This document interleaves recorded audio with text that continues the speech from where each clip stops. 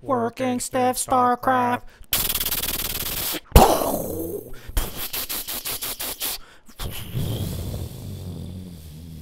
Blue.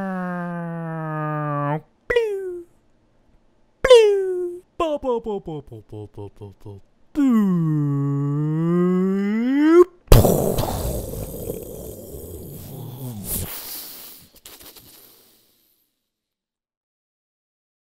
What's cracking, everybody? BennyLava here with a special treat for you. I have our very own working stiff Jefe with me doing this dual commentary. What's up, Jefe? Yeah, man. How is everybody in YouTube land? Yes, little does anybody know that he is from Jamaica. I am Jamaica's #1 Starcraft 2 beta player. I think that's an Indian accent now. So it went from From Jamaican to Indian. Oh, crap. So that is Jefe, guys. He is totally confused of what he is. He is spawning here. We are doing a 2v2 with some working stiffs. Jefe spawning as a Zerg here in the southern part of the map. This is Twilight Fortress. And who is your teammate, Jefe? My teammate is NYCitysteve, the purple Terran to my left. Little do you know, NYCitysteve, he's actually also from Jamaica. Yeah, man. Little nugget for you. And we do like to protect the identity of all the working stiffs. So that's why we kind of use these other names, you know, especially for NYCitysteve. We're not going to say where he's from and what his first name is, you know, just to protect our identity. That's correct. So who are you going against up here? We're going against your very own BennyLava, blue Terran, at the 1 o'clock position, and his teammate, JerseyGun, always playing as Protoss in the green 2 o'clock position. That's right, and he is just getting some pylons and his gateway ready. I would expect Void Rays out of JerseyGun in this game. Going out on a limb on that. Yeah, I would be surprised if he does not do any Void Rays. However, my build for this game is one to attack JerseyGun and try to prevent that Void Ray attack. So I'm going to go this game, I'm going with the Baneling drop. So right now, I have the spawning pool up, mining some gas to try to get as much gas as possible for when I have to convert those Zerglings into Banelings. So right now, you did choose the Zerg, you know, for a reason. I did. Because you usually play random. I usually do play random, but one of my preferred races is actually Zerg.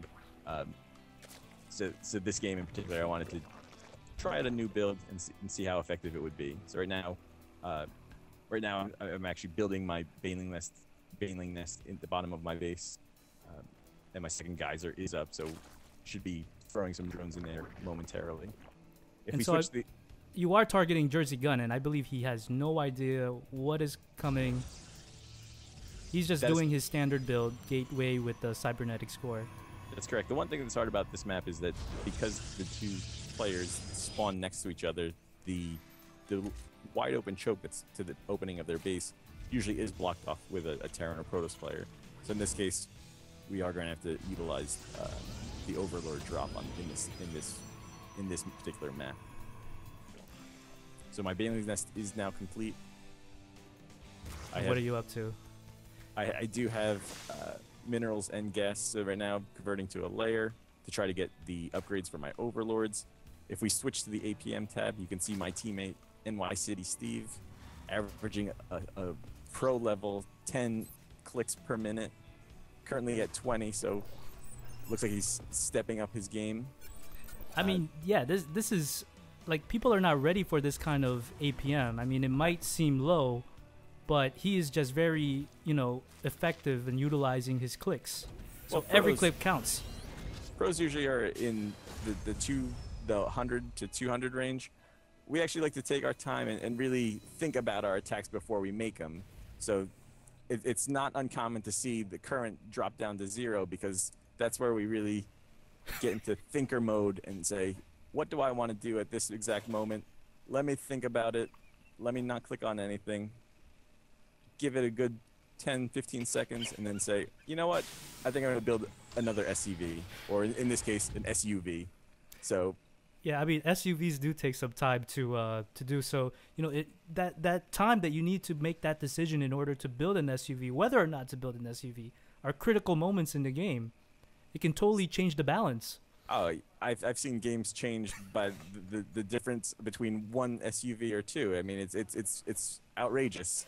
But to switch back to this particular game, you can see that I am rallying my Zerglings up in front of JerseyGun, and I am converting them right now to Banelings. Yeah, there they go. Right now, I am researching the Phenomenatai. What is that called? No, it's called. I'm researching the drop feature for Overlords, also known as something I cannot pronounce. Did you read it? Ventral sacs. That's an interesting name for that.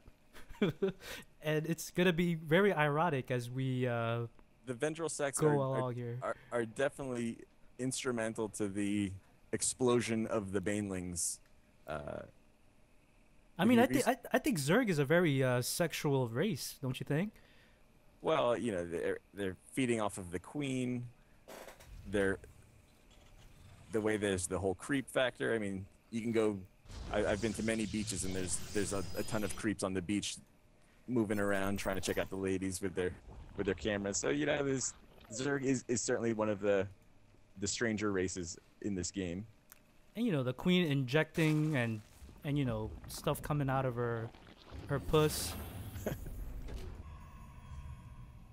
So where are you now? Did you move? Oh no, you moved towards the southern part.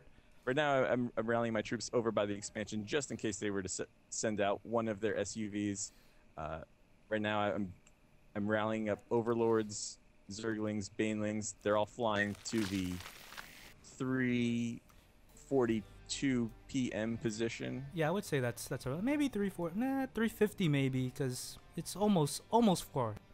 It may be running on Korea time, so it could be. Oh yeah, we have to take that into account. I mean, daylight savings for them, so Yeah. all right, we can meet in the middle of there. Definitely. So right now, converting more Banelings. Right now, I have there's about I think 17 Banelings